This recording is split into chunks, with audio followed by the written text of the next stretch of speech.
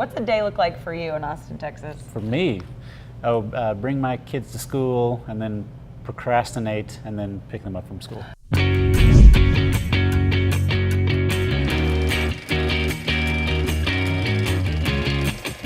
Why do you choose to have Austin as the home base? I love it here. I first moved here when I was 22 years old for no better reason than that it sounded fun. And then I left for a long time and then I came back about 10 years ago. And do you still think it's fun? I do, every day. As a young man, I knew people who would leave and they would say, well, I gotta go get my ass kicked somewhere else. My life is too pleasant here in Austin and I'll never get anything done.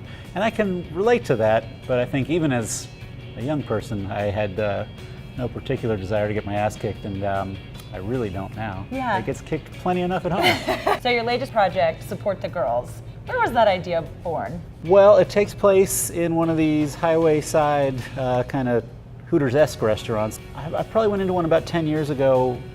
I don't know what I expected, but something about it surprised me. For all the kind of obvious raunchiness that's at the core of the sales pitch, when you actually step inside, it's not particularly raunchy at all. You can bring your kids, you can bring grandma, and like 95% of the interactions in there are super polite. It's a family place, like working at Chili's or Applebee's, except the tips are way better. When that caught your attention or really fascinated you, how do you go about then deciding to bring that to life and put that into a story? What did that process look like?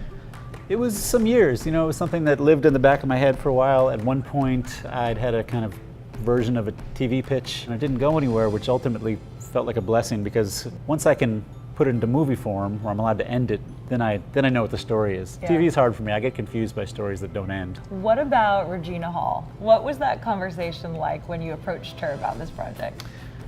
Well, we were very lucky to get her attention, and I went down and met with her. She was actually wrapping Girls Trip in New Orleans, and just chatted about the character in the world, and I was extremely charmed by her, as is everybody who ever meets her. And then she invited me along to the Girls Trip wrap party. Which you don't say? Yeah, I went. I'm shy, and I feel like I didn't feel like I belonged at the wrap party of a movie I didn't work on, and I meekly ducked out. But I'm sure I'll tell my grandchildren that I was at the Girls Trip wrap party. Yes, exactly. You've got that little story you can hang on to. She certainly brought so much to this and worked so hard on it. And when she showed up and got into it, just however high our expectations were, she blew them out of the water. No drama. You really want me to tell a bunch of 20-year-old girls no drama? It's a really tough role, too. Regina plays the character of Lisa, who's in almost every scene of the movie, in almost every shot of every scene of the movie. She's the general manager of the store, and she's trying to get through a very long and emotionally taxing day, but she's an incurable optimist and a den mother. There are a lot of layers she's having to play, a lot of weird, tight turns. And day after day, Regina brought it. Hey, get off the car. It's Alexis. When you're mainstream, bar and grill, please come here, please. Come here.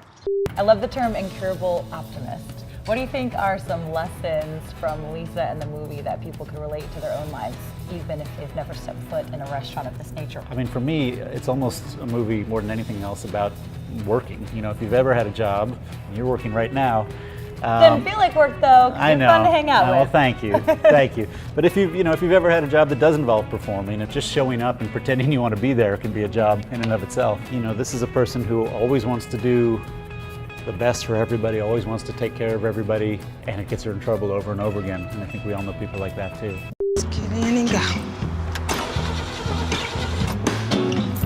You're not leaving. You're married to this place. What about the research for this film? Were you eating a lot of fried food? Sitting in a lot of those restaurants? Yeah, yes. And my previous movie called Results was about personal trainers, and my research for that was going to the gym, and I felt great. Yeah, you're tip-top shape at that point. And then I made a movie where the research was a lot of beer, a lot of mozzarella sticks. I'm a vegetarian, so I was limited. Like fried what, mozzarella, onion fried rings? onion rings, fried, a lot of fried. You've been drawn to cinema and film for a long time, from an early age. Yeah, for better or worse, it's the only thing I ever really wanted to do with my life. It's just a movie crazy kid with very indulgent parents who would bring me to the movies all the time. And now, as a parent, I'm kind of horrified at what they were letting me see at such an early age, you know. But I loved it. When you look at the way your parents supported you and that helped you pursue this, Yeah. what is it that you want to instill in your kids about their dreams, whatever they may be? I would like to do for them what I felt like my parents did for me, which was, you know, let me pursue an interest, and a particularly cockamamie one in my case. Yeah. Go do it. If this is what you want, go do it. Be responsible and do it. And I hope I could do that for my kids. You said this is pretty much the only thing you've ever thought about, but let's just say you thought about something else for a hot second. What might that be? Oh my gosh.